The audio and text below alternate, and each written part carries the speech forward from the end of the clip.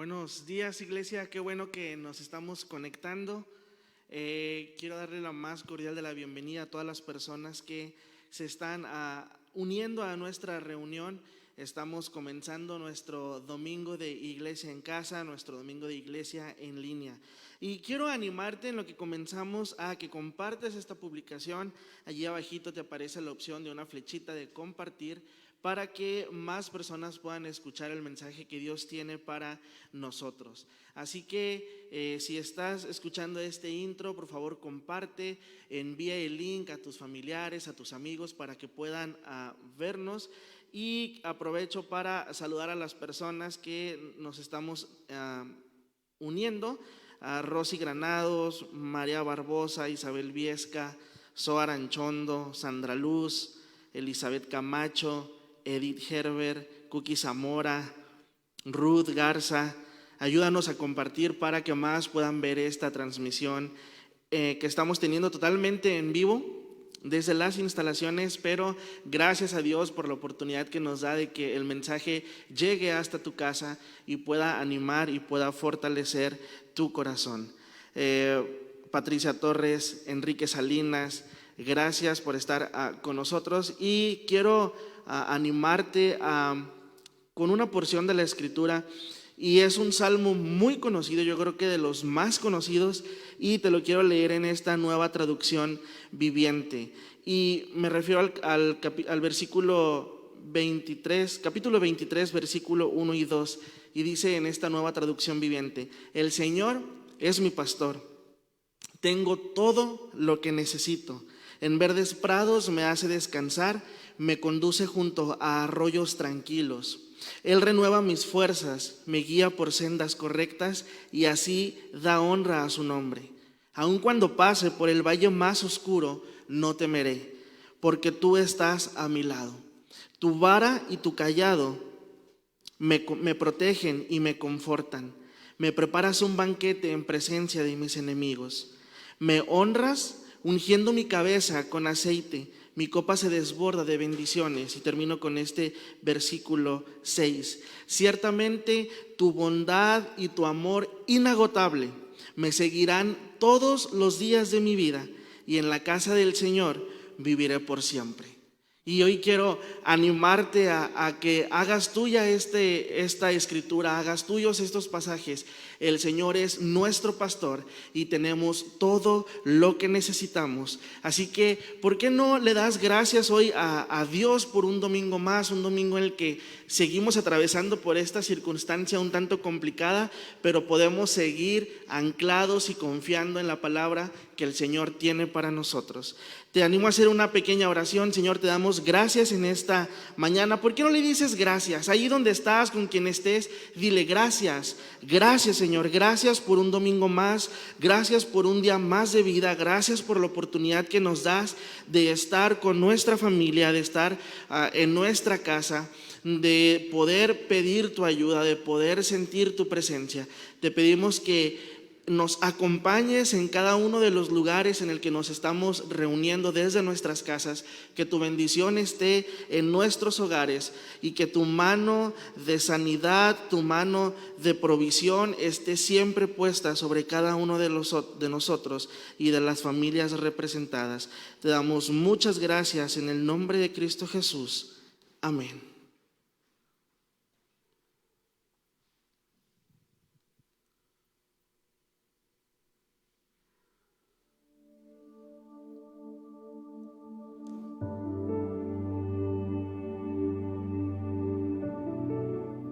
Buenos días, familia de Restauración, sean todos bienvenidos a esta reunión.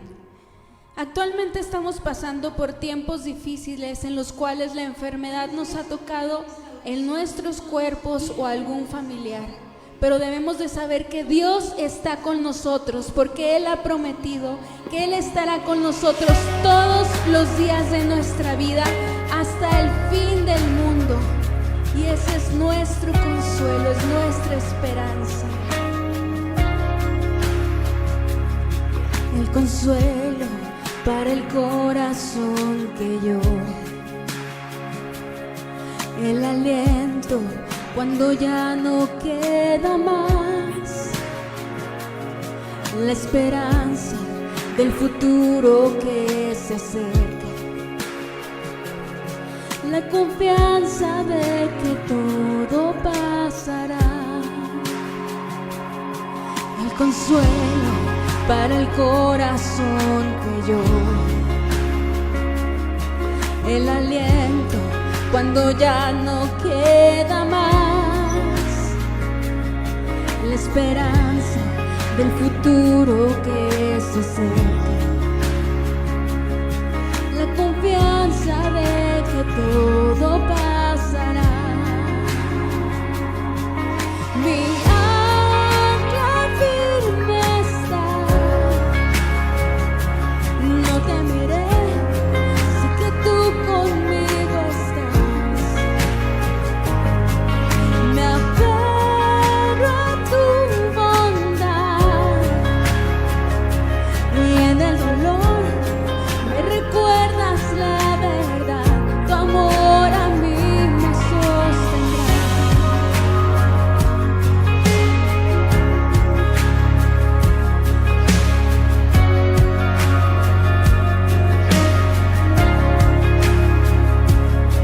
Tú la paz que supera entendimiento, tú la fuerza que me vuelve a levantar, la promesa de que todo lo has vencido, la confianza de que todo pasará, la certeza de que pronto volverás. Mi ancla firme está,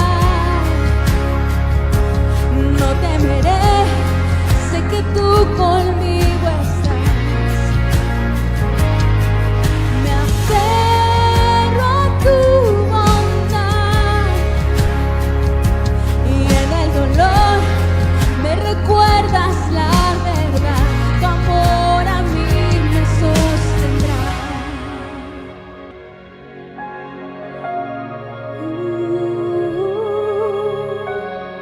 Tu amor nos sostiene.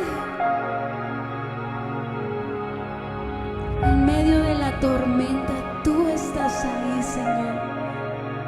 Aunque no podamos tal vez sentirte, tú lo prometiste. En el valle de tinieblas vas frente de mí. Hoy camino en la tormenta mirándote a ti. En el valle de tinieblas vas frente de mí. Hoy camino en la tormenta mirándote a ti. Oh, en el valle de tinieblas vas frente de mí. Hoy camino en la tormenta mirándote a ti. En el valle de tinieblas vas frente de mí. Hoy camino en la tormenta mirándote a ti.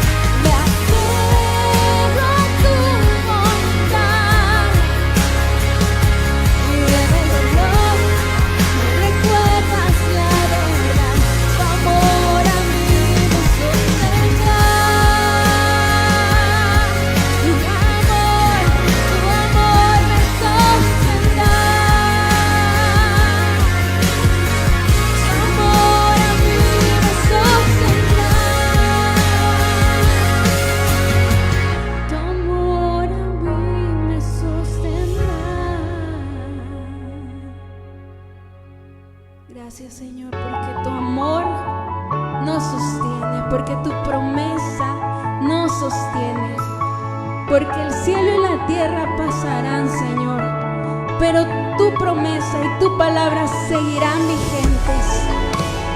Gracias, Señor. Gracias, Padre.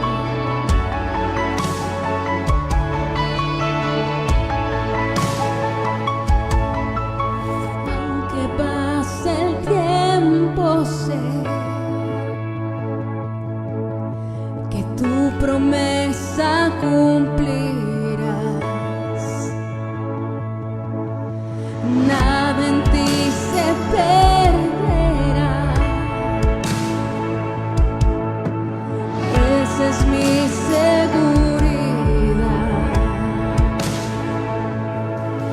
Tus cuerdas de amor cayeron sobre mí. Oh, tus cuerdas de amor cayeron sobre mí.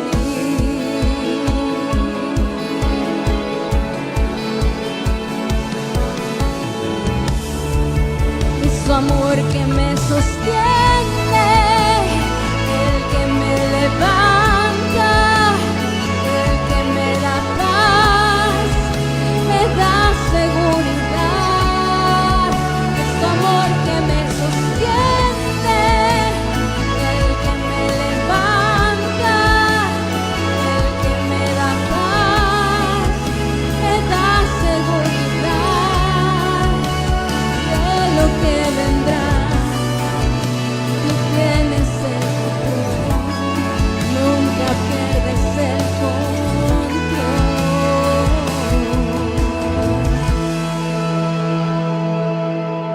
Escucho el eco de tu voz resonando en mi interior. Tus palabras me sostendrán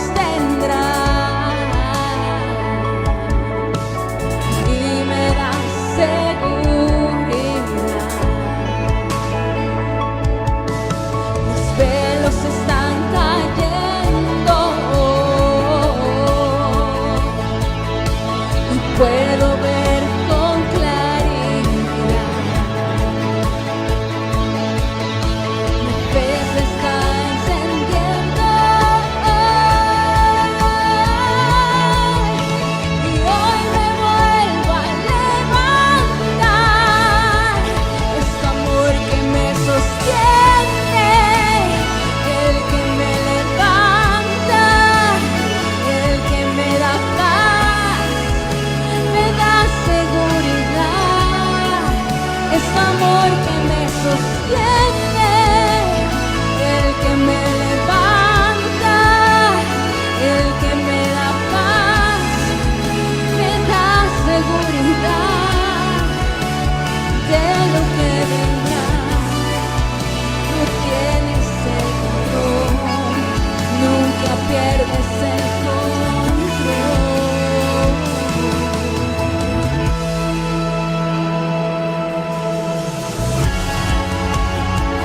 Señor, tú tienes el control de cada vida, Padre, de cada persona que está pasando por tribulación, de cada familia, Señor.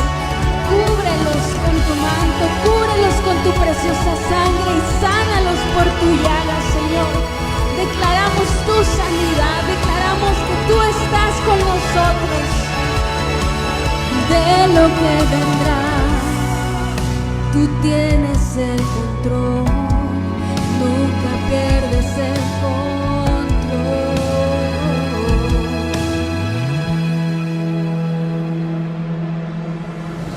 Gracias, Señor, porque siempre estás con nosotros. Podemos celebrar esto, podemos cantar que Dios nunca nos va a dejar. Aunque estemos en la tristeza, en la alegría, en todo tiempo Dios estará con nosotros. Así que denle un fuerte aplauso. Llegaste a mí, cambiaste mi corazón, y por tu gracia conocí tu gran amor. Los años han pasado ya, Señor, y todo lo cambiaste a mi favor.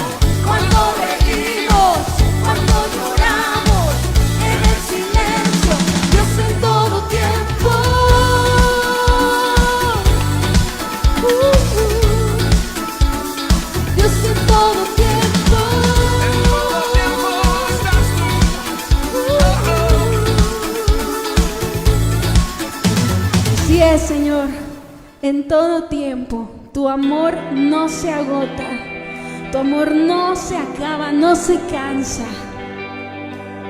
Gracias porque tú diste tu vida por mí. Diste tu vida por mí. Tomaste mi lugar al morir.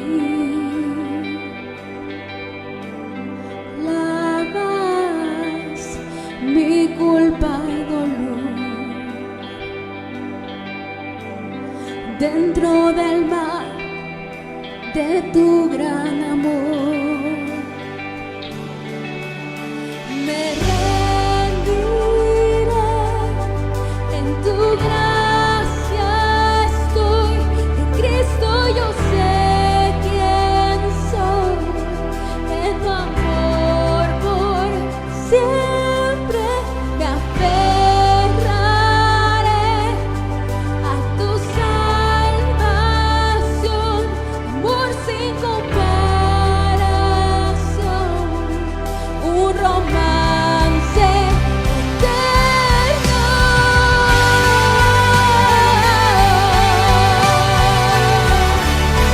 Por siempre,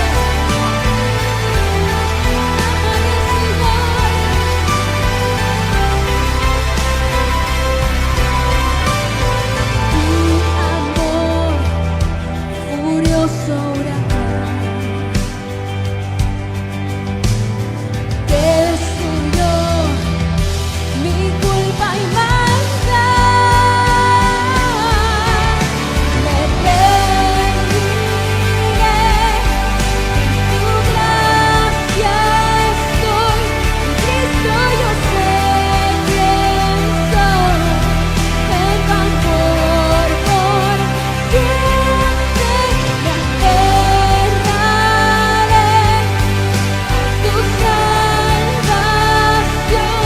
amor sin comparación,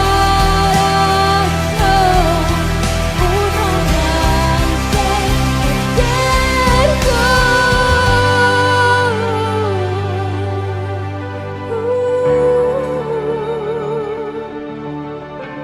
Cantaré por siempre a ti, Señor.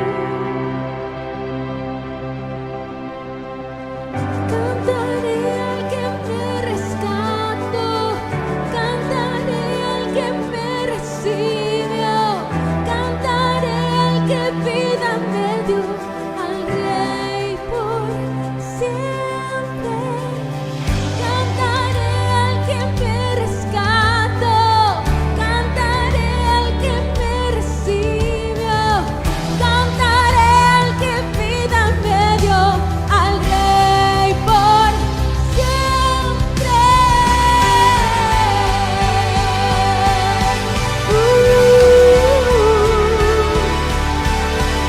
Solo a ti, Señor.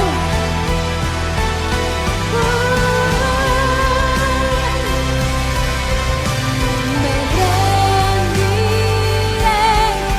en tu gracia estoy, en Cristo yo sé quién soy, en tu amor por siempre me aferraré a tu salvación, amor sin comparación, un romance eterno. Cantaré al que me rescató, cantaré al que me recibió, cantaré al que vida me dio, al Rey por siempre. Cantaré al que me rescató, cantaré al que me recibió, cantaré al que vida me dio, al Rey por siempre.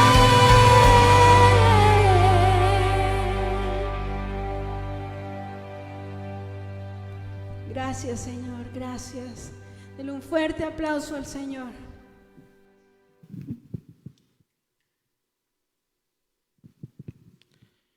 Quiero aprovechar para leer esta porción de la Escritura y es el Salmo 62, versículos, te los voy a estar repitiendo cuáles son. Salmo de David, Salmo 62, versículo 1. Espero en silencio delante de Dios, porque de Él proviene mi victoria. Solo Él es mi roca y mi salvación, mi fortaleza, donde jamás seré sacudido. Versículo 5. Que todo mi ser espere en silencio delante de Dios, porque en Él está mi esperanza. Solo Él es mi roca y mi salvación, mi fortaleza donde no seré sacudido. Mi victoria y mi honor provienen solamente de Dios. Él es mi refugio, una roca donde ningún enemigo puede alcanzarme. Oh pueblo mío, confía en Dios en todo momento. Dile lo que hay en tu corazón, porque Él es nuestro refugio. Me llama la atención cómo es bien explícita la palabra y dice, dile lo que hay en tu corazón. ¿Qué hay en nuestro corazón? Hay temor, hay desesperanza, hay incertidumbre, hay coraje por lo que está pasando, hay tantos sentimientos que estamos teniendo actualmente y la Escritura nos insta a decirle al Señor, dile lo que hay en tu corazón. Dile lo que hay porque Él es nuestro refugio. Quiero orar por las peticiones que hemos tenido a lo largo de esta temporada, por las personas que están enfermas, personas que han sido contagiadas de COVID, pero también enfermedades que estaban antes. Y quiero tomarme un momento, la lista es muy larga, hay muchas personas que necesitan un milagro de sanidad, pero en todo momento tú y yo podemos recordar esto. Él es nuestro refugio. Y quiero recordarte este versículo, versículo 7. Mi victoria y mi honor solamente provienen de Dios. Y dice 2 veces, Él es mi refugio, una roca donde ningún enemigo puede alcanzarme. Ni el enemigo de la falta de fe, ni el enemigo de la enfermedad. Podemos subir y estar tranquilos, podemos subir y estar confiados. ¿Por qué no me acompañas a orar en estos momentos por las personas enfermas? Y si tú tienes un familiar, un conocido que está pasando por un momento de enfermedad, por una temporada en la que su salud no está bien, te acompaño a que oremos todos juntos. Señor, te damos gracias en esta mañana. Gracias porque siempre podemos correr a ti. Gracias porque en medio de las tempestades, en medio de las circunstancias difíciles, tú nos dices que tú eres nuestro refugio. Tú eres ese lugar donde podemos subir y ningún enemigo nos puede alcanzar. Te pedimos por las personas que están enfermas. Señor, llevamos muchos días orando por las personas que tienen algún diagnóstico, una enfermedad o que están contagiadas. Señor, hemos sabido de tantas personas que han partido. Pero te pedimos, Señor, para que sea cual sea el caso, tú des de tu Espíritu Santo, tú llenes con tu paz, tú llenes de tu consuelo a esas personas. Ayuda a los corazones que han estado experimentando pérdidas, Señor, a considerar que tú eres nuestro Dios, tú eres nuestro refugio. Te pedimos por las personas que están hospitalizadas, que están internadas, que están en estos momentos en algún hospital de la región o fuera. Señor, te pedimos para que tu sanidad sea una realidad en sus vidas. Te pedimos para que tú le des paz a los familiares que esperan noticias. Te pido para que tu Espíritu Santo esté vivo en cada uno de nosotros.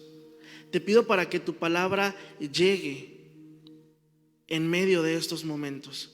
Señor, seguramente hemos sido creyentes, cristianos de muchos años, pero en medio de las circunstancias difíciles, te pedimos que tu palabra venga a nuestra mente una y otra vez. Y como hemos cantado muchas veces, como las olas del mar, Señor, venga una vez tu palabra y renueve nuestros pensamientos. Señor, no permitas que en ningún momento nos falte la fe, Señor. Tu palabra dice que si tuviéramos fe tan pequeña como un grano de mostaza, pudiéramos decirle a las montañas, trasládate de aquí para allá y se moverán. Te pedimos que si es que estamos topando con una montaña de incredulidad, si es que estamos pasando por una montaña de desesperanza, de desolación. Te pedimos por si hay alguien de nuestra familia, de nuestros amigos que están atravesando o están topando con la montaña de cualquier cosa, Señor. Si tan solo tuviéramos la fe al tamaño de un grano de mostaza. Y si la tenemos, Señor. Hoy creemos en tu nombre y más allá de declarar cosas, confiamos en tu palabra. Confiamos en tus promesas. Confiamos en lo que dice tu palabra, que tu voluntad es buena, es agradable y es perfecta. Te rogamos, Señor, para que nos ayudes a entender que tú siempre obras para bien, que tus planes siempre son para lo bueno y no para lo malo, aunque nuestra mente no lo pueda comprender aún. Te pedimos que en medio de esta temporada, que se vienen días todavía de estar alejados los unos con los otros, nos des la oportunidad de acercarnos a tu corazón, de estar pegados a ti, de escuchar tu palpitar, de escuchar tu corazón, de escuchar lo que tú tienes y lo que tú quieres para nosotros. Te damos gracias en el nombre de Jesús. Y antes de terminar, yo te animo a que le digas al Señor: lléname de tu paz. Dile: lléname de tu paz. Lléname de tu paz para saber que todo está bien. Lléname de tu paz para saber que no he perdido. Lléname de tu paz para saber que aún en medio de las pérdidas, en tu nombre hay ganancias. Te damos gracias por tu Espíritu Santo, porque no nos has dejado solos, porque no nos has dejado como a huérfanos, porque no nos has dejado a nuestra suerte. Nos has dejado a tu Espíritu Santo y nos has dado a tu Hijo Jesucristo. Entonces seguramente todo estará bien. En el nombre del Padre, del Hijo y del Espíritu Santo. Amén.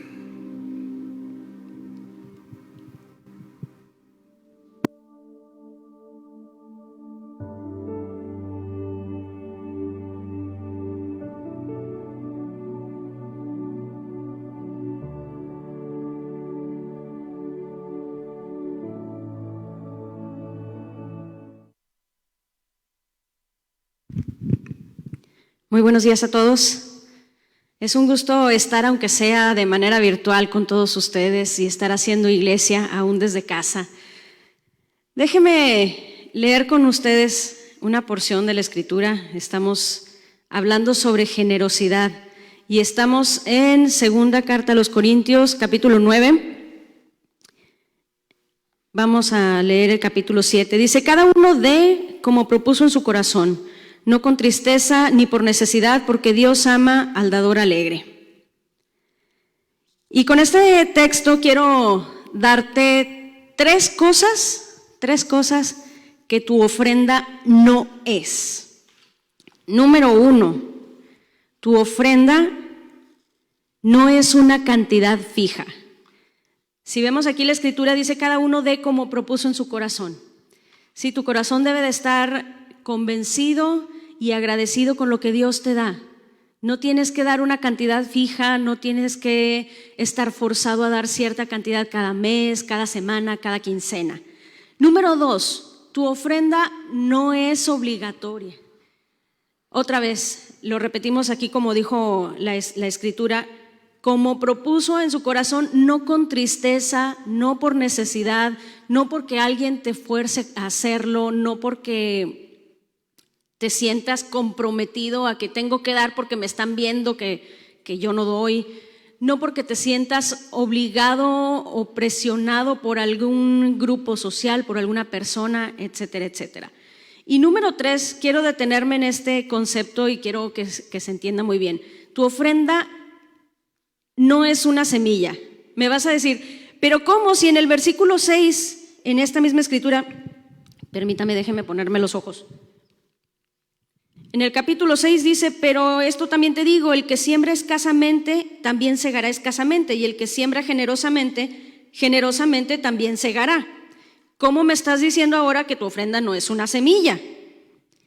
Déjame irme a este concepto de semilla. ¿Sí?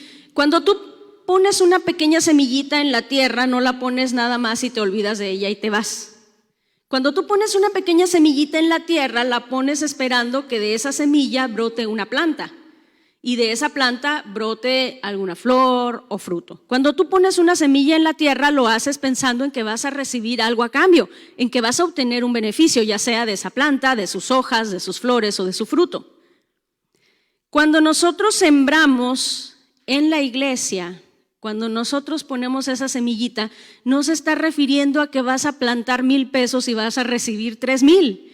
No se está refiriendo a que también vas a recibir muchísimo dinero nada más por dar una pequeña cantidad del tuyo.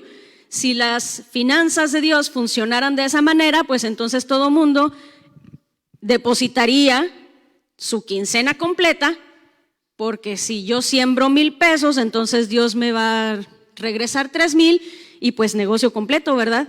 Nadie en este mundo que se congrega en una iglesia dejaría de ofrendar y de diezmar.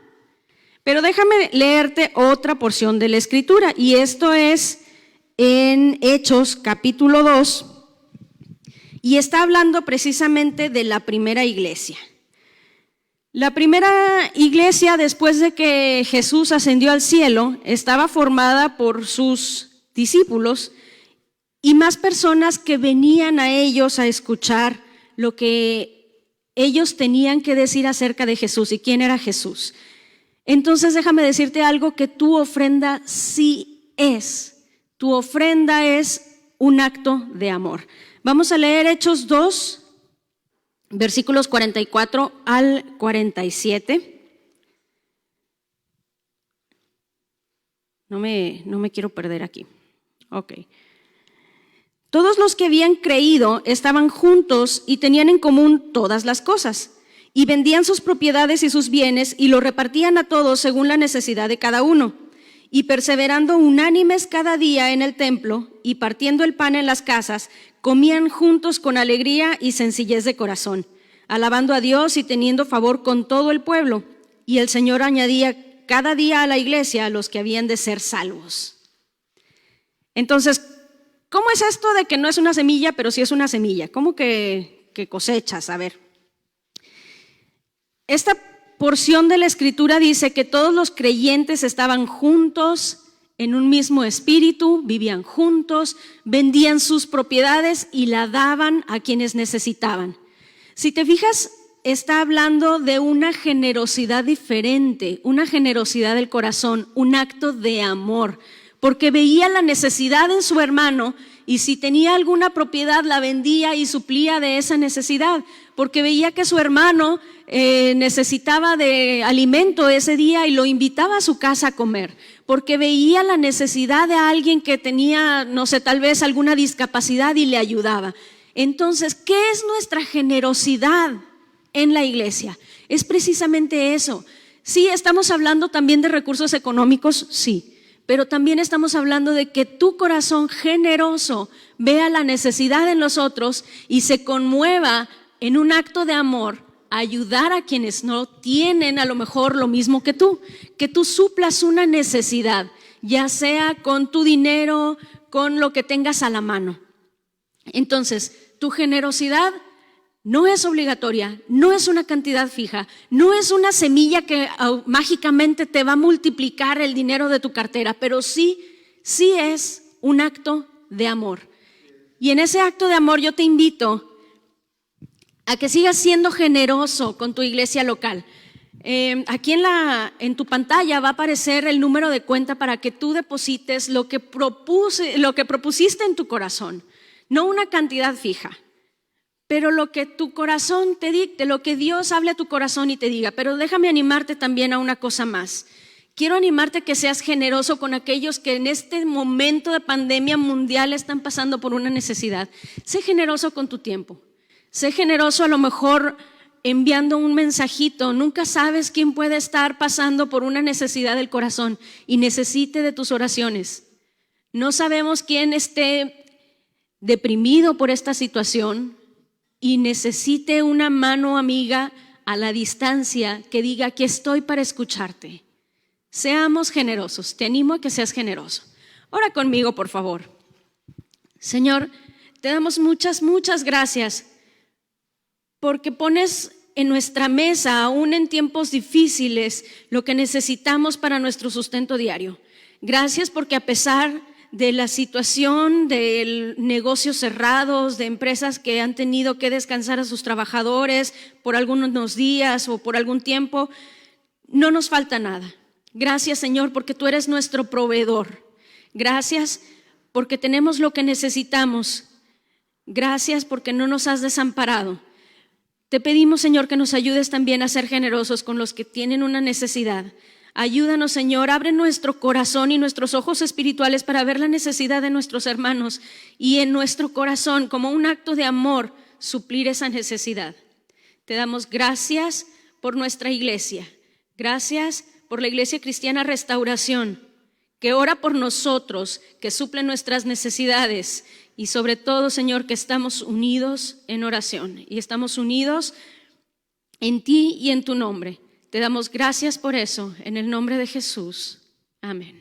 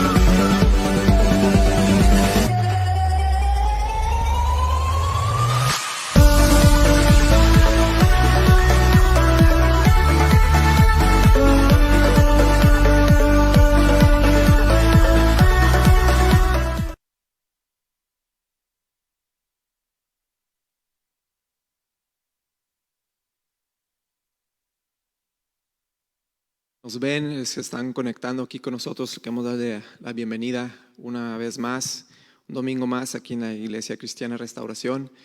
Quiero invitarlos a que sigan compartiendo el enlace. Un fuerte saludo a todos los que nos ven. Espero que esta mañana pueda ser de bendición esta palabra que Dios nos va a traer. Y antes de que quiera poner este momento en las manos de Dios, me gustaría que ahí donde está en su casa, de donde nos estás viendo, me acompañe por favor a orar para que Dios se mueva a través de esta exposición.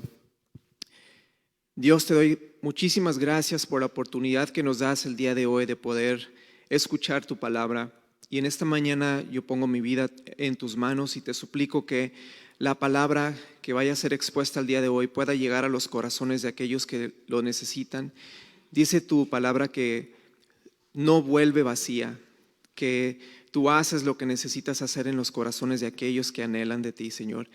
Y con esa actitud humilde te suplico, Dios, que en esta mañana esta palabra pueda ir a hacer su trabajo y no regresar vacía. Nos ponemos en tus manos en el nombre de tu Hijo Jesús. Amén. Muy bien,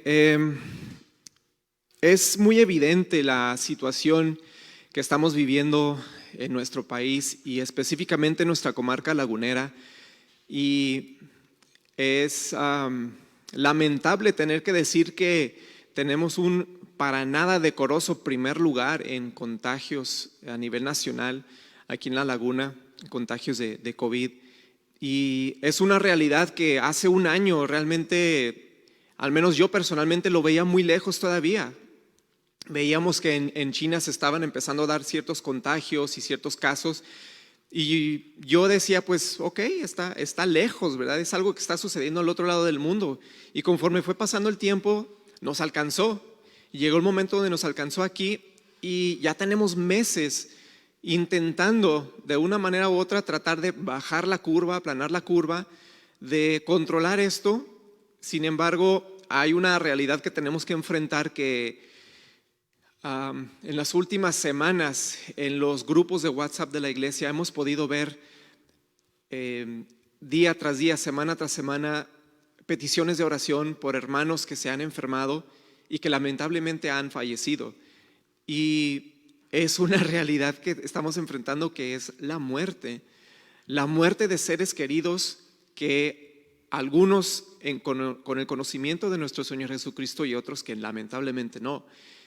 Y es este tema en el que quisiera abordar en esta mañana, acerca de la muerte, de este concepto que nadie nos podemos librar. Podemos tener 1,000,000 de cosmovisiones, ¿verdad? Que si creo en Dios, que si no creo en Dios, que mi religión, que la tuya, y estar en desacuerdo en muchas cosas, pero algo que es un hecho inescapable es la muerte. Y me gustaría abordar este tema viendo lo que dicen las Escrituras. ¿Qué es lo que dicen las Escrituras acerca de esto? Y al finalizar esta plática quisiera que nos quedaran claro 2 cosas. La primera es, ¿qué es la muerte? Bíblicamente hablando, ¿qué es la muerte?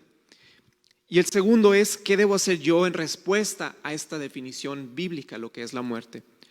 Entonces, como cita clave, espero que tengan ahí a la mano sus Biblias. Vámonos a Romanos capítulo 6, versículo 23, donde el apóstol Pablo le dice a la iglesia en Roma: porque la paga del pecado es muerte, mas la dádiva de Dios es vida eterna en Cristo Jesús, Señor nuestro.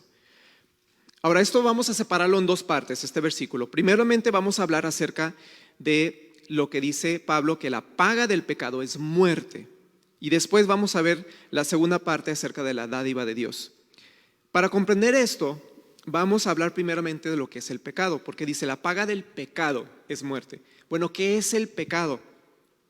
Hay 2 definiciones ampliamente utilizadas que nacen de las palabras en griego. Y la primera palabra en griego que se maneja es la palabra amartía. Amartía significa errar al blanco. Y esto lo vemos en Romanos capítulo 3, versículo 23. Te lo voy a decir en 3 versiones diferentes. La Nueva Traducción Viviente dice: pues todos hemos pecado, nadie puede alcanzar la meta gloriosa establecida por Dios. La versión Dios habla hoy dice: todos han pecado y están lejos de la presencia gloriosa de Dios. Y la versión La Biblia de las Américas dice: por cuanto todos pecaron y no alcanzan la gloria de Dios. Podemos ver que nos pone como meta o como línea o como un punto hacia donde llegar la gloria de Dios, la presencia de Dios. Y el pecado es no tener la capacidad de llegar a eso, errar al blanco. ¿Cuál es el blanco al que erramos? Es la absoluta perfección. Ese es el blanco, el ser absolutamente perfectos en la obediencia a Dios. Jesús dijo en Mateo capítulo 5, versículo 48, sed pues perfectos como vuestro Padre que está en el cielo es perfecto. Dios mismo, Jesús, nos dijo, sean perfectos. Es un mandamiento, es una exhortación de Jesús. Sean perfectos. Pero ¿cómo vamos a poder llegar a ser perfectos? Sabemos que nadie somos perfectos. Bueno, originalmente Dios exige esta perfección precisamente porque Él es perfecto y fuimos hechos a su imagen y semejanza. Por lo tanto, originalmente nosotros podíamos tener comunión con Él porque fuimos creados en ese estado de perfección cuando Dios creó a Adán y a Eva. Ellos caminaban con Dios y gozaban de una comunión directa con Él. Sin embargo, la desobediencia de ellos introdujo el pecado. Este es el agente de separación entre Dios y el hombre. Entonces, el pecado nace de Adán y Eva, de la desobediencia que ellos tuvieron al mandato directo de Dios. La segunda palabra en griego para definir lo que es la palabra parábasis. Parábasis. Y esta palabra significa violación, infracción, traspasar una línea prohibida. Adán y Eva desobedecieron una orden directa de Dios al comer del fruto prohibido.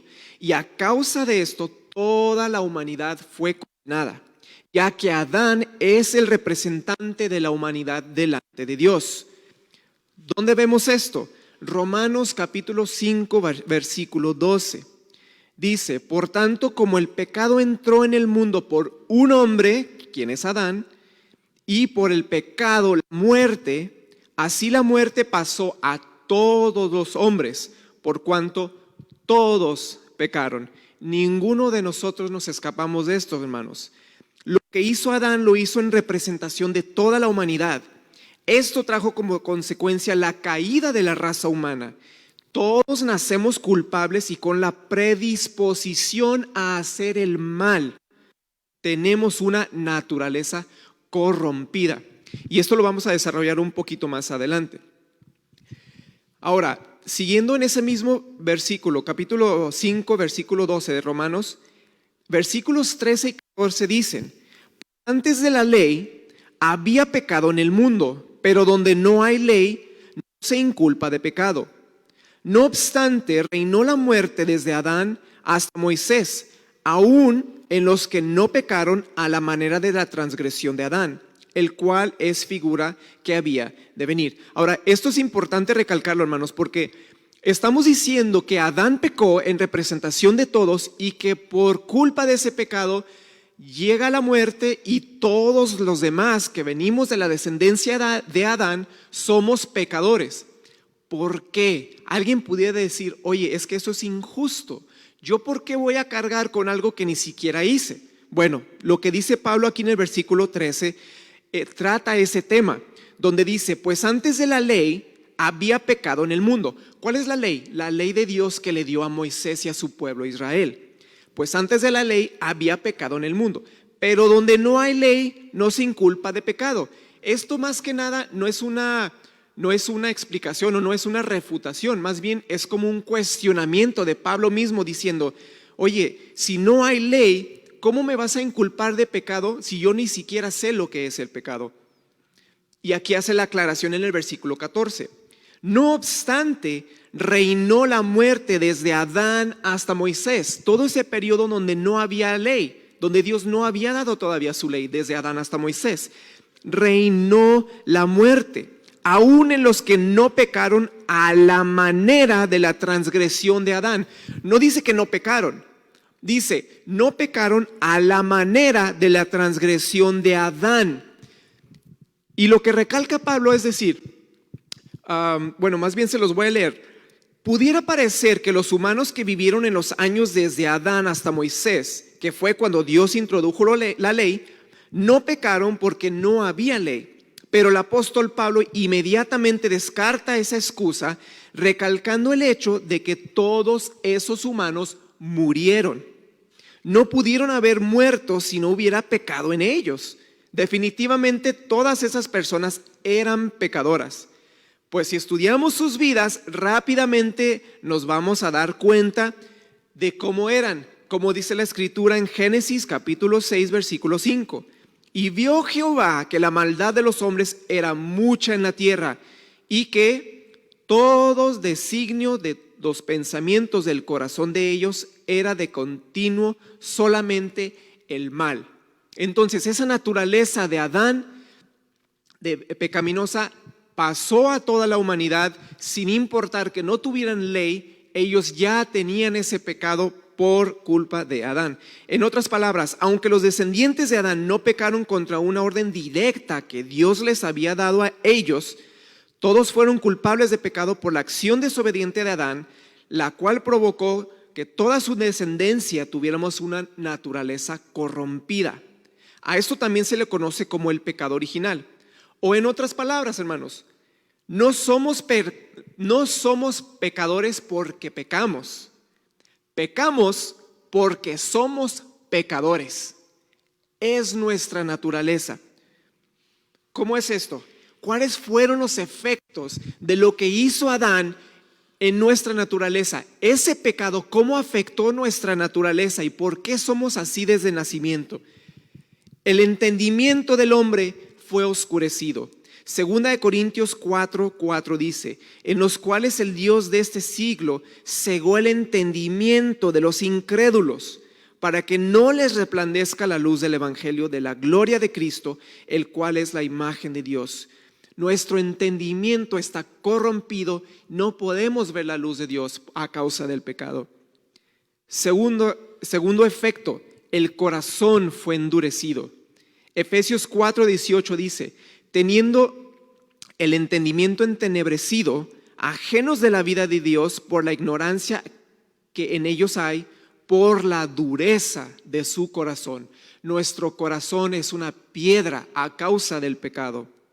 Tercer efecto, el hombre perdió su camino. Isaías 53:6 dice: todos nosotros nos descarriamos como ovejas, cada cual se apartó por su camino. Estamos perdidos, hermanos, a causa del pecado. Cuarto efecto, el hablar del hombre se corrompió. Romanos 3:13 y 14 dice: sepulcro abierto es su garganta, con su lengua engañan. Veneno de áspides hay debajo de sus labios. Su boca está llena de maldición y de amargura. No me dejarán mentir, hermanos. Aquellos que nos desenvolvemos en un ambiente donde la mayor parte de las personas no son cristianas, no son creyentes, sabemos cuál es su estilo de habla, qué es las palabras que usan, que obviamente son palabras que no usarías delante de tus hijos, o no deberíamos usar delante de nuestros hijos. Y es algo que nace del corazón, hermanos. No es algo que te enseñan a hablar de esa manera. Nosotros ya nacemos con esa predisposición de hablar así. Quinto efecto, el hombre vive engañado. Jeremías 17:9 dice: engañoso es el corazón más que todas las cosas y perverso. ¿Quién lo conocerá? A veces las personas pueden llegar a decir: Dios conoce mi corazón, pero nosotros no conocemos la Escritura. ¿Qué dice la Escritura? Engañoso es el corazón y perverso. Es extraño que alguien llegue ante ti y te diga: no, oye, es que tu corazón es perverso. Ah, caray, ¿cómo? Espérame. Porque las Escrituras nos enseñan que tenemos esa naturaleza caída. Sexto efecto, no podemos discernir lo espiritual. 1 Corintios 2:14 dice: pero el hombre natural no percibe las cosas que son del Espíritu de Dios, porque para él son locura. No las puede entender porque se han de discernir espiritualmente. Es imposible para un hombre natural, en esa naturaleza pecaminosa, discierna las cosas espirituales. Simplemente no puede. Séptimo efecto del pecado, la voluntad del hombre quedó esclavizada. Segunda de Timoteo, capítulo 2, versículos 25 y 26 dicen: que con mansedumbre corrija a los que se oponen, por si quizá Dios les conceda que se arrepientan para conocer la verdad y escapen del lazo del diablo en que están cautivos a la voluntad de él. Si se fijan, hermanos, se recalca aquí que nuestra voluntad pudiera parecer que somos libres en el sentido libre albedrío, de que yo puedo escoger exactamente o absolutamente lo que yo quiera hacer. Pero debemos reconocer que eso que tú quieres o que piensas que tú escoges con total y libre albedrío está condicionado a una naturaleza pecaminosa. Tu inclinación no va a ser buscar las cosas de Dios, sino que tu inclinación natural y ese libre albedrío te va a llevar a querer escoger las cosas que son opuestas a lo que le agrada a Dios. Hay un dicho que dice: cuando Adán cayó, no se rompió el meñique, se rompió el cuello. Quedamos discapacitados, hermanos. Quedamos imposibilitados de poder agradar a Dios y de poder vivir como a Él le agrada. Simplemente por ese pecado que nacemos nosotros ya con esa naturaleza y esa predisposición a querer hacer lo malo. Ahora, esta segunda definición del pecado que acabamos de ver, parábasis, se centra en que continuamente somos transgresores de la ley de Dios. Entonces, aquí quiero hacer un paréntesis importante acerca de la ley de Dios. La ley de Dios en sí no constituye a los hombres pecadores. La ley no es lo que nos hace pecadores, pero sí nos hace transgresores. Por ello, el pecado se vuelve sobremanera pecaminoso. Ahorita lo vemos en el versículo. Es decir, el transgredir la ley solo le amontona más culpa a tu ya de por sí culpable pecado. Esto lo confronta Pablo en la carta a los Romanos. Romanos capítulo 7, versículo 7 dice: ¿qué diremos pues? ¿La ley es pecado? ¿La ley es mala? Porque, ¿se acuerdan cómo dijimos hace ratito? ¿Cómo, Benjamín, ellos eran pecadores si no tenían ley? ¿Viene la ley y ahora son pecadores? No, no funciona de esa manera. Ya somos pecadores por la naturaleza caída y la ley no es mala. Dice, ¿qué diremos pues? ¿La ley es pecado? En ninguna manera. Pero yo no conocí el pecado sino por la ley, porque tampoco conociera la codicia si la ley no dijera, no codiciarás. Es decir, la ley lo que hace es mostrarnos que somos pecadores. La ley no nos hace pecadores, la ley es el espejo que te dice, mira, tienes que seguir todo esto, y tú dices, no puedo. Exacto, ese es el punto de la ley, demostrarte que no puedes porque eres pecador, porque esa es tu naturaleza. Continuando ahí en Romanos capítulo 7, versículo 13 dice, luego lo que es bueno vino a ser muerte para mí. Pablo está hablando acerca de la ley es buena. Luego lo que es bueno vino a ser muerte para mí, en ninguna manera, sino que el pecado, para mostrarse pecado, para que nos diéramos cuenta, produjo en mí la muerte por medio de lo que es bueno, la ley, a fin de que por el mandamiento el pecado llegase a ser sobremanera pecaminoso. Lo que les mencionaba ahorita, simplemente le está agregando culpa a tu pecado que de por sí ya es culpable. Entonces, para aclarar, somos pecadores por naturaleza. La ley de Dios no es lo que nos hace pecadores. No es que nacemos y de repente ya empecé a transgredir la ley y ya me volví pecador. No, nacemos pecadores y la ley de Dios está para mostrarnos que lo somos. Por la ley, los hombres llegan a aprender su incapacidad de dar una obediencia completa a Dios. La ley es el espejo donde Dios nos muestra lo abominable y asqueroso que es nuestro pecado y el medio por el cual el Espíritu Santo nos trae convicción de que hemos pecado. En resumen, pecado es errar al blanco, como lo vimos ahorita, amartía, errar al blanco de ser perfectos, y también es transgredir, no cumplir con la ley de Dios. Un dato ahí teológico, el estudio del pecado se llama amartiología. Ahora, regresando a la cita clave, Romanos 6:23, porque la paga del pecado es muerte. Ahora que ya entendemos por qué la muerte es la paga por haber transgredido, pero no es solamente una muerte natural lo que nos hemos ganado. Debemos considerar lo siguiente: vivimos en un mundo donde todo lo que vemos de alguna manera es tangible. Es decir, todo lo que experimentamos, lo experimentamos a través de nuestros 5 sentidos: el gusto, la vista, el tacto, el olfato, el oído.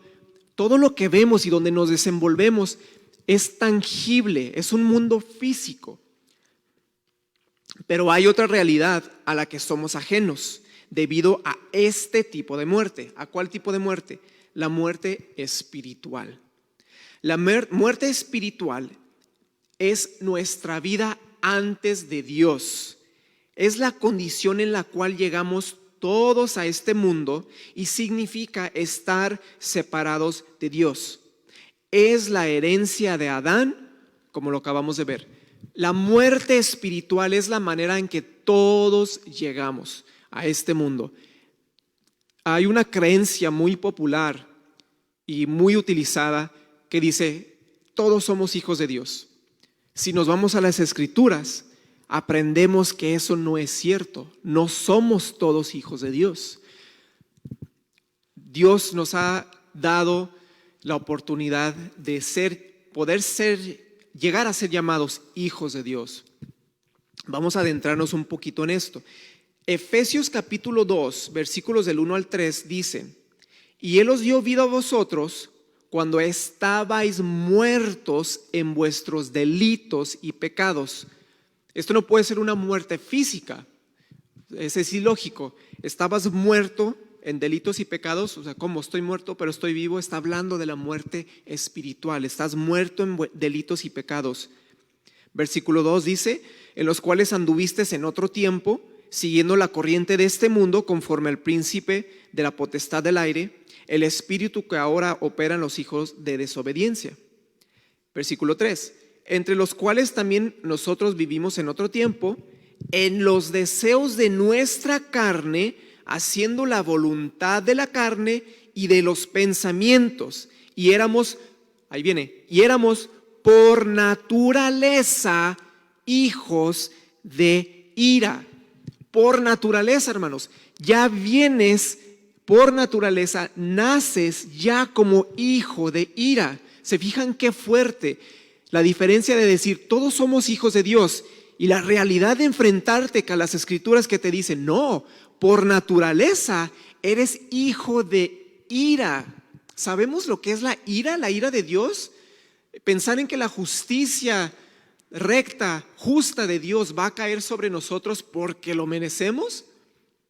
Es fuerte entender esto. Cuando estamos muertos espiritualmente, somos enemigos de Dios porque no queremos nada con Él. Nuestra vida la vivimos conforme a lo que nosotros deseamos para nosotros mismos. Y esos deseos son deseos corruptos, como lo vimos ahorita. Adán no se rompió el meñique, se rompió el cuello. Todo lo que deseamos está corrompido. Nuestra inclinación natural es la de no obedecer a Dios porque lo odiamos. Y es una palabra fuerte, yo lo sé, el decir que odiamos a Dios. Pero estamos hablando de nuestra naturaleza antes de llegar a Él. Y si tú piensas que no odias a Dios, si tú no conoces a Él, si tú no has rendido tu vida a Jesucristo aún y tú piensas que no odias a Dios, quiero que te preguntes honestamente, ¿cuáles son tus prioridades? Lo primero en lo que piensas en el día y lo que más anhelas hacer, por muy bien intencionado que pudiera parecer, pregúntate si eso, lo primero que busca es darle la gloria a Dios. Pregúntate si eso, lo primero que busca es darle adoración y que Él sea exaltado por encima de cualquier cosa que tú deseas en tu corazón, tu comodidad, tu salud, tu vida, tu familia, todo lo que tú tengas.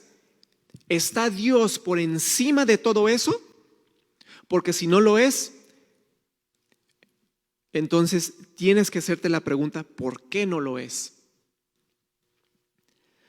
Romanos capítulo 5, versículo 10 dice: porque si siendo enemigos fuimos reconciliados con Dios por la muerte de su Hijo, mucho más estando reconciliados seremos salvos por su vida. Recalca otra vez, somos enemigos. Es una creencia popular. No somos enemigos, Dios nos ama a todos por igual. Dios, somos hijos de Dios todos.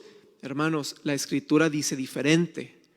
La naturaleza pecaminosa del hombre nos constituye enemigos de Dios. Colosenses capítulo 1, versículo 21.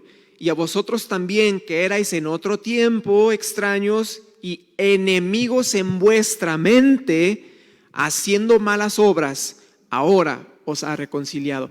Fíjense cómo Pablo hace una división. Antes eran esto, después fueron reconciliados. Antes eran enemigos, antes actuaban de esta manera. Antes hay dos etapas, hay una división, un antes y un después. Esto es lo que significa estar muerto espiritualmente y es la causa de que nos sobrevenga la muerte natural. La muerte natural llega por la naturaleza pecaminosa, por la caída de Adán. Nosotros nacemos muertos espiritualmente. Entonces, ok, Benjamín, ya me explicaste qué es la muerte, por qué nos llega, por qué la merecemos, la muerte natural y la muerte espiritual. ¿Y ahora qué? ¿Simplemente vamos a morir porque somos pecadores, porque lo merecemos y ya? ¿Es todo lo que hay? Hasta el momento, Benjamín, solo me has dicho, viene la muerte porque eres pecador, por tu naturaleza que suprimes a Dios, porque lo odias, porque no quieres hacer su voluntad. Bueno, ¿y ahora qué?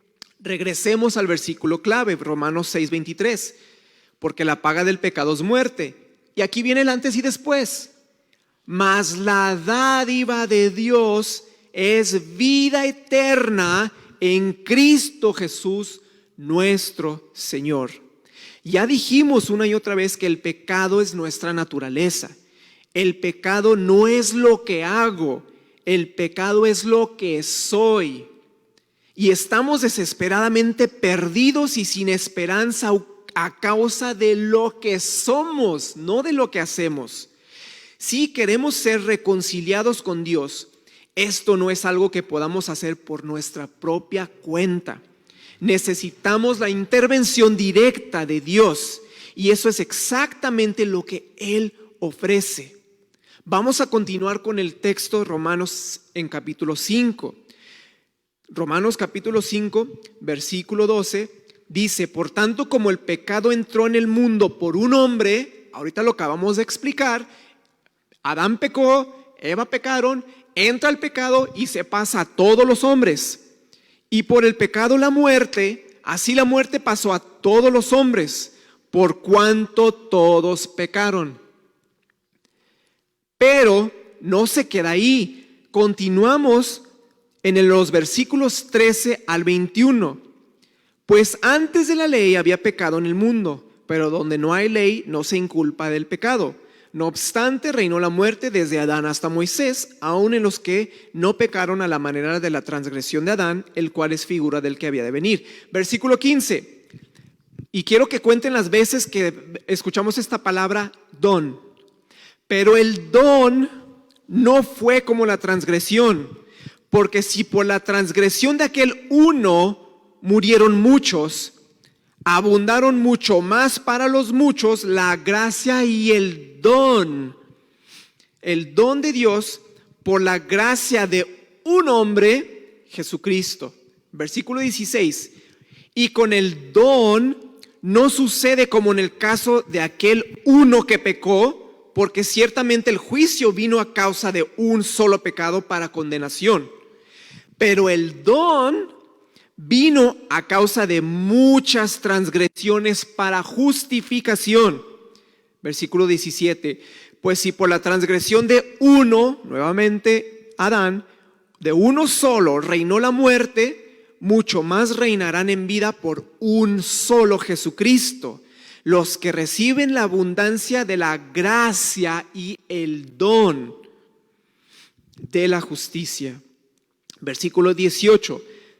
Así que, como por la transgresión de uno vino la condenación de todos los hombres, de la misma manera, por la justicia de uno vino a todos los hombres la justificación de vida. Porque así como por la desobediencia de un hombre los muchos fueron constituidos pecadores, así también por la obediencia de uno los muchos serán constituidos justos. Pero la ley se introdujo para que el pecado abundase. Recuerden lo que dijimos, la ley no nos hace pecadores, la ley se introdujo para darnos el conocimiento del pecado, para que el pecado abundase. Mas cuando el pecado abundó, sobreabundó la gracia. Cuando Dios da la ley y nos muestra, mira todo lo que eres, todo lo que te es imposible, mira todo lo que exijo de ti y que no puedes hacer. Lejos de nosotros voltear a ver a Dios y decir, ¿por qué me pides todo esto si sabes bien que no lo puedo hacer? Viene Dios y nos dice, sobreabundó la gracia. Versículo 21, para que así como el pecado reinó para muerte, así también la gracia reine por la justicia para vida eterna mediante Jesucristo, Señor nuestro. Hermanos, no todo está perdido. Dios en su sabiduría escogió esta manera de glorificarse a Él, sujetando a todos al pecado, para que por medio del regalo gratuito que Él te ofrece de la vida eterna en Jesús, puedas entregarte completamente a Él y encontrar la vida eterna en Él, porque la gracia sobreabundó a pesar de la ley que nos hace ver nuestro pecado. Donde abundó ese pecado, sobreabundó la gracia.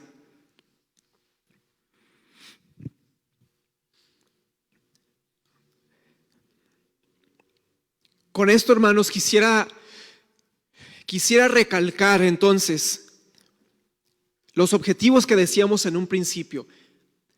Primero, quería que quedara muy claro lo que es la muerte. ¿Qué es la muerte? Es el castigo merecido por nuestros pecados. Pero el segundo punto es mucho más importante. ¿Qué debo hacer yo en respuesta a esta definición?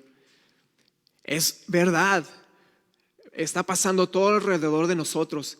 Están falleciendo personas que amamos, personas que queremos con todo el corazón, y nosotros mismos estamos en riesgo. Pero esto no es el final. Para ti que te dices cristiano, para ti que te llamas ser seguidor de Cristo, ¿qué estás haciendo? ¿Qué estás haciendo para aquellos que no lo conocen? Para aquellos cuya su única esperanza está en esto que ven aquí, en lo tangible, y que desconocen el mundo espiritual y que desconocen a Dios porque su naturaleza pecaminosa no ha sido regenerada. ¿Qué estamos haciendo? ¿Les estamos presentando el evangelio? ¿O simplemente estamos pidiéndole y rogándole a Dios, no te lo lleves, Dios, no te lo lleves, porque sabemos lo que va a suceder? Pero es inevitable, estamos postergando lo que sin duda va a suceder. ¿Qué es lo que pide Dios de nosotros? Ezequiel capítulo 18, versículo 32. Dice Dios: pues yo no me complazco en la muerte de nadie. Esta es la versión, la Biblia latinoamericana.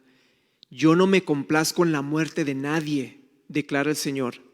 Arrepentíos y vivid. ¿Cuál es nuestro llamado, hermanos? Arrepentíos, arrepiéntete, reconoce tu estado de pecado, reconoce tu naturaleza, reconoce que no quieres a Dios, reconoce que no puedes, reconoce que lo necesitas y arrepiéntete y arrójate completamente a sus pies, échate sobre sus brazos.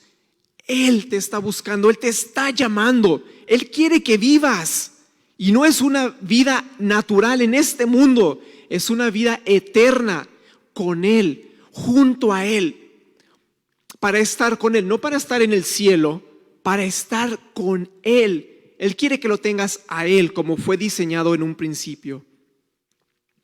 Aquí lo tenemos, hermanos. Vida eterna gratuita para todo aquel que la quiera. No existe otra manera de conseguirla, pues como vimos en la definición del pecado, Dios exige absoluta perfección. Esa exigencia por sí sola nos imposibilita a todos la obtención de la vida eterna. Y Dios solo pide una cosa de nosotros: arrepiéntete, arrepiéntete y confía en Jesús. ¿Por qué en Jesús? Jesús, como lo vimos ahorita en Romanos, Jesús es la contraparte, es conocido teológicamente como el segundo Adán. Todos nacemos bajo la representación de Adán, somos representados por Adán, somos pecadores, nuestra naturaleza está caída, no podemos hacer nada para salvarnos. Así es que Dios en su gran misericordia nos manda a Jesús, el segundo Adán, y está en ti. ¿Quién quieres que te represente? ¿Te representa Adán y su pecado y el tuyo? ¿O te representa Jesucristo y su justicia perfecta?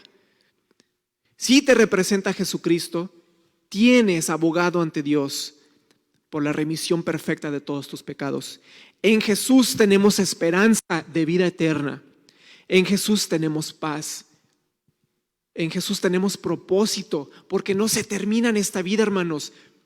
Si tú te estás aferrando a esta vida, algo está mal. Perdóname que te lo diga de esa manera, pero algo está mal en ti si te estás aferrando a esta vida. Dijo Pablo: para mí el vivir es Cristo y el morir es ganancia. Y no es para que deseemos la muerte. No se trata de eso, de andar deseando la muerte para irnos, sino de reconocer que esta vida es simplemente pasajera y que nuestra gloria está con Cristo, nuestra gloria está con Dios, y que no debemos de temer a la muerte. Y si tú tienes temor de la muerte, te invito con todo corazón y de veras con todo amor te lo digo, reflexiona qué hay en tu corazón. Reflexiona: ¿realmente me he entregado a Dios? ¿Realmente Cristo me ha salvado? No lo dejes a un lado, no lo hagas en poco. Es algo importante, estamos hablando de tu eternidad. En Jesús está la salvación. Y hermanos, para aquellos que nos decimos creyentes, no callemos. No callemos, nos van a tachar de locos, nos van a tachar de fanáticos, nos van a tachar de nuestra familia. No te quiero ver aquí. Deja de decirme que Dios, que tu Dios, que Cristo, que tu cristianismo, no lo quiero escuchar. Pues lo siento, te lo voy a decir porque te amo. No hay nada más amoroso que tratar de decirle a alguien, vas derechito a la condenación y no lo ves. No pueden, hermanos, lo acabamos de ver. Y en nosotros está exhortarles para esperar que algún día Dios en su gran misericordia les pueda abrir los ojos. Y lo dice 1 Corintios capítulo 15 versículos 22 a 26.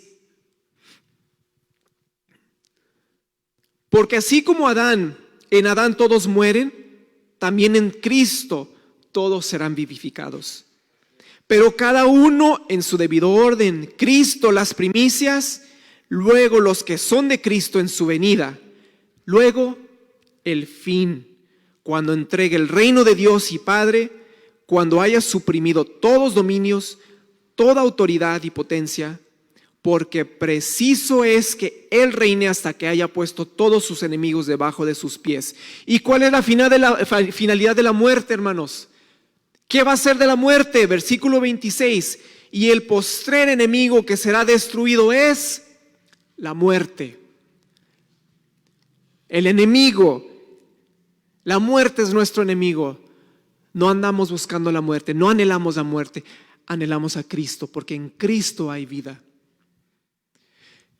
Y con esto, hermanos, quiero exhortarles a todos aquellos que nos han escuchado en esta mañana. Si tú no has rendido tu vida a Cristo, no lo sigas pensando.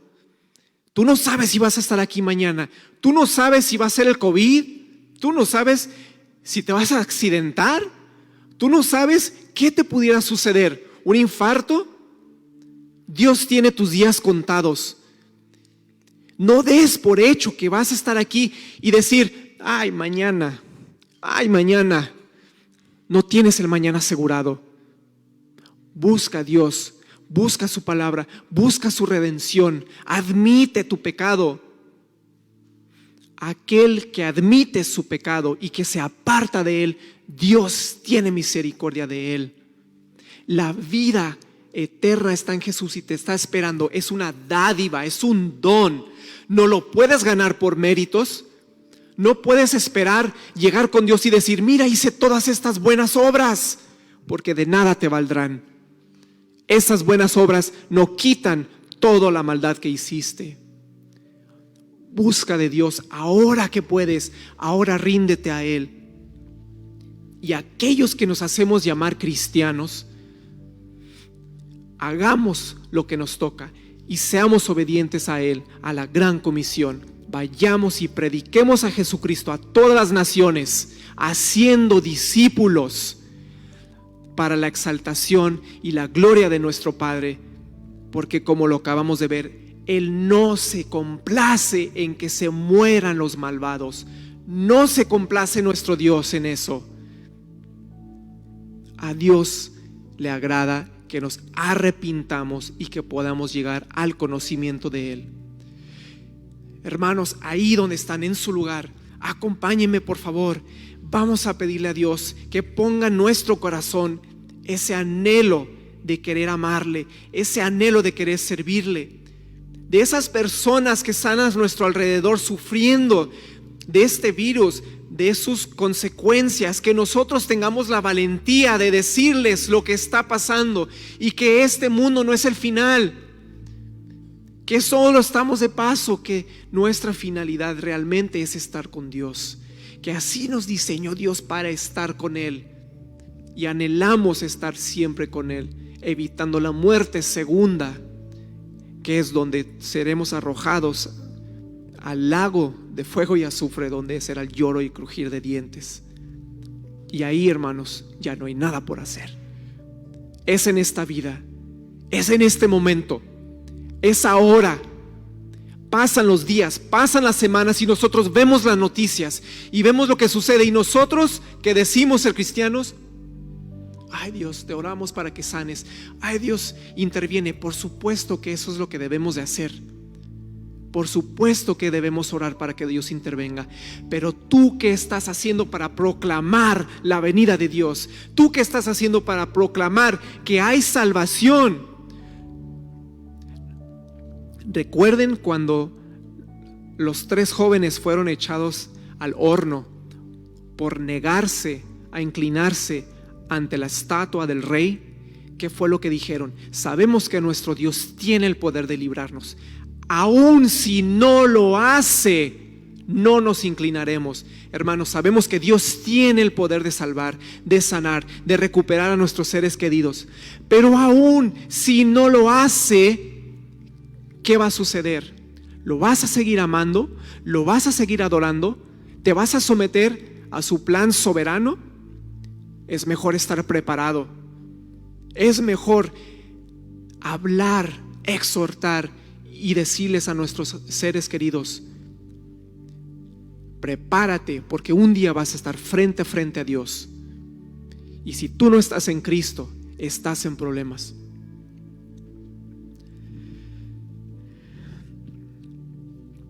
Dios, te quiero dar muchísimas gracias por esta palabra que nos has dado. Quiero poner en tus manos a aquellas personas que están escuchando esto, y quiero suplicarte, Dios, con todo mi corazón, que hables a sus vidas, que nos renueves el corazón. Danos un fuego por aquellas personas que están sufriendo. Danos empatía y sobre todo, Señor, pon en nosotros ese anhelo de querer hablarles de ti, de querer verlos salvos en el hueco de tu mano, Señor, donde la salvación es segura. Porque la salvación no depende de nosotros y de nuestras obras, sino que depende de ti. Y es una dádiva. Tú nos ofreces gratuitamente el llegar a ti, y pides solamente que nos arrepintamos de nuestros pecados y nos arrojemos a ti. Y en esta mañana, Señor, te suplico que aquellas personas que nos están escuchando, hable a sus corazones. Aquellos que nos decimos cristianos y aquellos que no, Señor, con más razón. No lo dejes para mañana. No lo dejes para después. Entrégate a Él ahora y tu vida va a ser transformada. Vas a pasar de tinieblas a la luz. Vas a pasar de la muerte a la vida. Y no hay nada en este mundo que te arrebatará esa paz. Tú que me estás viendo y que me juzgas de loco, ¿qué estás hablando? Hay una cosa que sí te prometo: Dios jamás te soltará. Dios te va a dar paz, Dios te va a dar seguridad, Dios te va a dar propósito. Está en ti el tomar ese regalo. Arrepiéntete y entrégate a Él.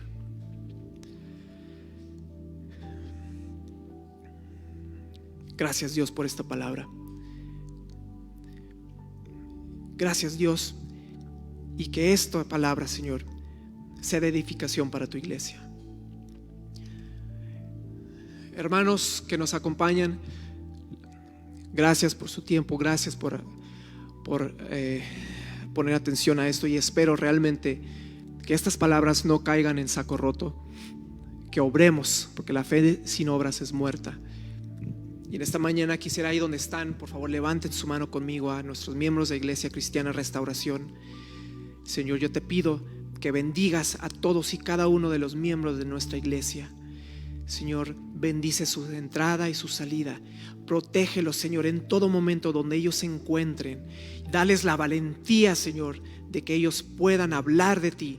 Dales la valentía, aviva en sus corazones el fuego de hablar de tu amor, por amor a ti, por lo que tú has hecho a nosotros, Señor. Iglesia Cristiana Restauración, que el Señor te bendiga y te guarde, que el Señor haga resplandecer su rostro sobre ti, tenga de ti misericordia y que te muestre su amor y su paz. Que la bendición de Dios esté sobre ti, sobre tu familia, sobre tus finanzas, sobre tu trabajo, sobre todas las obras de tus manos. Y que la bendición de Dios te acompañe siempre, en todo lugar. En el nombre precioso de Jesús. Amén. Muchas gracias.